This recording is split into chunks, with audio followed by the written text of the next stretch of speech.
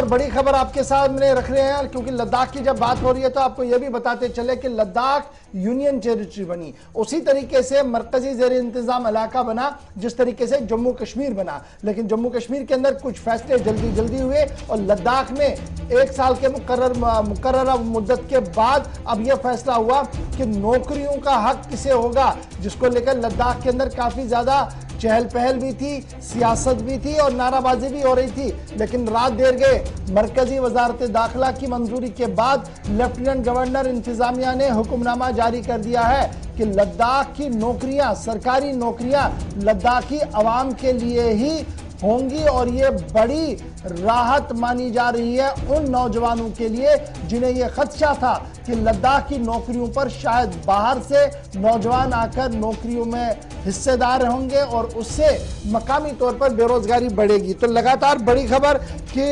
इंतजामिया की तरफ से अब बाज़ाब्ता तौर पर अपॉइंटमेंट, ये जो सर्विस रूल्स हैं उन्हें मुरतब कर दिया गया है और उन सर्विस रूल्स के अंदर सबऑर्डिनेट सर्विस जो है वो रेजिडेंट ऑफ यूटी के लिए मुकर्रर कर दी गई है, रिजर्व कर दी गई है। और इसमें जो दोनों यूनियन टेरिटरीज के अंदर हिल काउंसिल्स है उनका भी एक मेजर रोल बन रहा है कि किस तरीके से भर्तियां होनी है, कौन किसका जिम्मेदार रहेगा। उस हवाले से भी एक बड़ी वजाहत जो है वो इस डिटेल ऑर्डर के अंदर की गई है। आपको याद होगा कि जम्मू कश्मीर रीऑर्गेनाइजेशन एक्ट 2019 के अंदर ही ये प्रोविजन मौजूद था कि नौकरियों के हवाले से फैसला लिया जाए। तो उस एक्ट की रूह से ही फिलहाल बड़ा फैसला जो लिया गया है कि लद्दाख के अंदर जितने भी रोजगार होंगे सरकारी सतह पर वो सिर्फ और सिर्फ सरकारी नौकरियां जो है वो लद्दाखी अवाम को दी जाएंगी। अब यहाँ पर अभी एक कंफ्यूजन जो है वो थोड़ी देर में हमें क्लियर हो जाएगा कि ग्रुप 3 ग्रुप 4 की जो नौकरियां हैं, जैसे ये कहा गया हमारे पास भी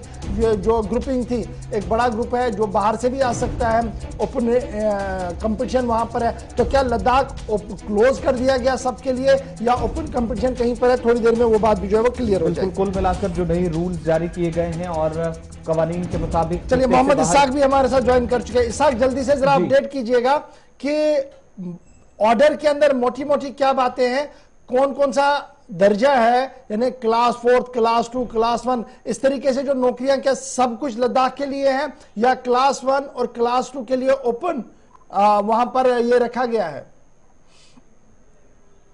क्या आपको बता दें फिलहाल जो सर्विस जो रूल बना है, खासकर रिक्रूटमेंट रूल बना है यूनियन टेरिटरी लद्दाख के लिए, और इस यूनियन टेरिटरी रूल आने के बाद कल रात से लगातार सोशल मीडिया पे काफी बड़े पैमाने पे जो है इसके ऊपर जो है लोगों की कमेंट आते हुए पाया गया है। लेकिन बहरहाल आपको बता दें कि ये जो रिक्रूटमेंट रूल है इसको लेके बेसब्री से खासकर जो अनएम्प्लॉयड यूथ थे वो इंतजार कर रहे थे कि आखिर कब रिक्रूटमेंट रूल बनेगा। लेकिन अब जो है रिक्रूटमेंट रूल सामने आने के बाद कहीं ना कहीं जो है खासकर जो यूथ हैं, जो अनएम्प्लॉयड हैं, उनमें कहीं ना कहीं रिलैक्सेशन देखने को मिल रही है।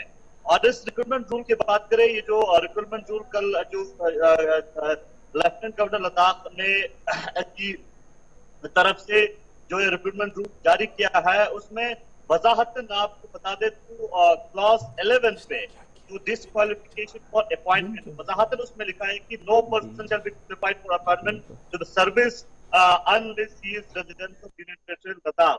तो लद्दाख के जो लद्दाख के रेजिडेंट के नहीं है उनको जो है वो क्वालिफाई नहीं होगा अपॉइंटमेंट के लिए इस रिक्रूटमेंट रूल के हिसाब से। लेकिन इसमें एक चीज देखने वाली बात है कि जो residence of union territory of Ladakh कहा गया है, तो रेजिडेंस जो प्रूफ है वो किस बेस पे होगा ये देखने वाली बात होगा। आने वाले वक्त में इसके ऊपर और भी खुलासा होंगे और वजाहत इसके ऊपर और भी जानकारी मिलेगा। और क्लॉज 12 में खासकर लिखा है कि इंटरप्रिटेशन, और इस ऑर्डर के हवाले से जो है क्वेश्चन राइज होता है इंटरप्रिटेशन को लेकर इस रूल के हवाले से। तो जो मैटर है, जो क्वेश्चन है, उसको एडमिनिस्ट्रेशन के पास रेफर किया जाएगा, एडमिनिस्ट्रेटिव डिपार्टमेंट के पास। और जो एडमिनिस्ट्रेटिव डिपार्टमेंट इसके ऊपर फैसला लेगा वो हतमी फैसला होगा, वो जो है उसका फैसला फाइनल और बाइंडिंग फैसला होगा। लेकिन फिलहाल खुलासा होना बाकी है इसके ऊपर रिएक्शन आना बाकी है। फिलहाल कल शाम से लगातार जो है। अच्छा जी, फटाफट से ये बताइएगा इसहाक, ये तो सरकारी ऑर्डर की आपने बात बताई कि क्या कुछ सरकारी ऑर्डर के अंदर है, लेकिन पॉलिटिकली इसे कैसे देखा जाता है, ये भी बड़ा सवाल है। कांग्रेस, आम आदमी पार्टी और दीगर जमातें जो वहां पर हैं या सोशल रिलीजियस ऑर्गेनाइजेशंस है, वो इस ऑर्डर को कैसे देख रही हैं? क्या वो अब मुतमईन नजर आ रही हैं कि चलिए अब देर सवेर से ही सही, लेकिन एक बात क्लियरिटी के साथ सामने आई, या अभी भी कोई शक, कोई सवाल उनके जहन में है? जी, फिलहाल इसके ऊपर खुलासा होना बाकी है, लेकिन कहीं न कहीं अगर हम पीआरसी की बात करें, जिस तरह से कहा गया है कि वो resident of United states of Ladakh होना जरूरी है, तो किस को बेस बना जाएगा, किस चीज को बेस बना जाएगा, क्योंकि रीऑर्गेनाइजेशन एक्ट के बाद काफी तब्दीलियां देखने को मिला है। तो इसके ऊपर आने वाले वक्त में देखने वाली बात है कि पॉलिटिकल और खासकर सोशियो पॉलिटिकल रिएक्शन और जो यूथ है उनकी तरफ से किस तरह से रिएक्शन आता है, वो देखने वाली बात है। फिलहाल जो है ये रिक्रूटमेंट रूल सामने आने के बाद कहीं न कहीं खासकर जो यूथ और अनएम्प्लॉयड में रिलैक्स जो है वो देखने को मिलता है। और फिलहाल जो है रिएक्शंस आना बाकी है, और रिएक्शंस के बाद देखने को मिलेगा कि किस तरह की ओपिनियन मुख्तलिफ लोगों का देखने को मिलता है। लेकिन ठीक है, आप स्टैंड बाय पे रहिएगा। मेरे साथ समाजी मेरे साथ इस वक्त जी हसन साहब भी है, सोशल एक्टिविस्ट वहां से लद्दाख से ज्वाइन किए हुए हैं। बहुत शुक्रिया जी हसन साहब ज्वाइन करने के लिए। जी, ये जो आप लगातार एक लड़ाई लड़ रहे थे, आप प्रेस कॉन्फ्रेंसेस कर रहे थे और बता रहे थे कि बहुत देर हो रही है जी, ऑर्डर आना चाहिए, और अब अल्लाह अल्लाह करके वो ऑर्डर सामने आया है। इस ऑर्डर के मुख्तलिफ खदख्वाल को आपने देखा होगा, आपका पहला रिएक्शन क्या मुतमईन है अब लद्दाख की युवा पीढ़ी, क्योंकि उन्हें आगे आना है, उन्हें अब इम्तिहानात देने हैं, उन्हें आके इंटरव्यूज में फेस करना है, तो क्या मैं ये मानूं कि लद्दाख के लिए एक बड़ी राहत इस ऑर्डर के आने के बाद? देखो सर, सबसे पहले तो मैं गुलिस्तान न्यूज का खैर मकदम करता हूँ, और साथ ही साथ जो यूटी एडमिनिस्ट्रेशन ने लगभग 2 साल कंप्लीट होने के बाद, क्योंकि 4 अगस्त 2019 से आज हम अगर गिने तो कम से कम 20 महीने के बाद एक सबऑर्डिनेट ऑर्डर अनएम्प्लॉयमेंट यूथ को लेके एक ऑर्डर इशू किया है।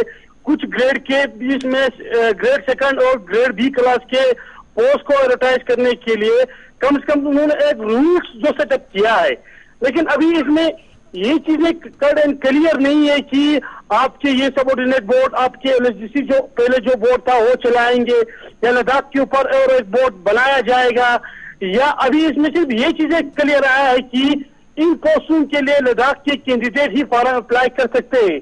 लेकिन लद्दाखियों के लिए यूटी एडमिनिस्ट्रेशन ने कौन सा सर्टिफिकेट इशू किया है कि जिस सर्टिफिकेट के बेस पे हम अपने आप को लद्दाख का सिटीजन बाशिंदा करार दें? ये एक बहुत बड़ी डाउटफुल चीज है इस नोटिफिकेशन के अंदर, क्योंकि पीआरसी का तो अब यूटी एडमिनिस्ट्रेशन के सामने पीआरसी का कोई मुआयना है ही नहीं है। तो सबसे बड़ी डाउट अब ये है कि अब इस ऑर्डर को आते आते 2 साल लग गया, क्या आप आइंदा जो सर्टिफिकेट का जो आना है? बहुत बड़ा सवाल आपकी तरफ से उठाया गया कि जनाब ये कौन सा क्लास है और कौन सी सर्टिफिकेट ऐसी होगी जो ये डिफाइन करेगा कि लद्दाख यूनियन टेरिटरी का बाशिंदा कौन है, उसके लिए हद मुकर्रर क्या है, वो अभी तक भी सरकार की तरफ से वजाहत नहीं है। वो वजाहत नहीं है। अब जो 2 साल इस ऑर्डर को आने में लगा, क्या और 2 साल लगेंगे? जो पीआरसी हो या डोमिसाइल हो, 6 शेड्यूल हो, जो भी हो, क्या जो हमें अपने आप को लद्दाख के बाशिंदे के हिसाब से प्रूव करने के लिए क्या वो सर्टिफिकेट जल्दी लाएंगे? क्या उसमें भी यही और 2 साल खींचेंगे? तो ये एक बहुत बड़ी डाउटफुल क्वेश्चन है यूटी एडमिनिस्ट्रेशन के सामने, और एक बहुत बड़ी चैलेंज भी है। क्या आप बहुत से मूवमेंट लद्दाख के अंदर अनएम्प्लॉयमेंट यूथ को के मसले को अब जब न पीक पे रहा, तो क्या इनको खामोश करने के लिए क्या ये ऑर्डर लाया गया है? क्या इसका कोई ग्राउंड रियलिटी है, या यूटी एडमिनिस्ट्रेशन क्या नया ऑर्डर जो सर्टिफिकेट को लेके क्या वो जल्दी लाएंगे? क्या ये बोर्ड्स मेंशन करेंगे कि हर डिस्ट्रिक्ट में अपना बोर्ड होगा या यूटी के ऊपर अपना बोर्ड होगा? अभी तक ये चीजें इसमें क्लियर नहीं है।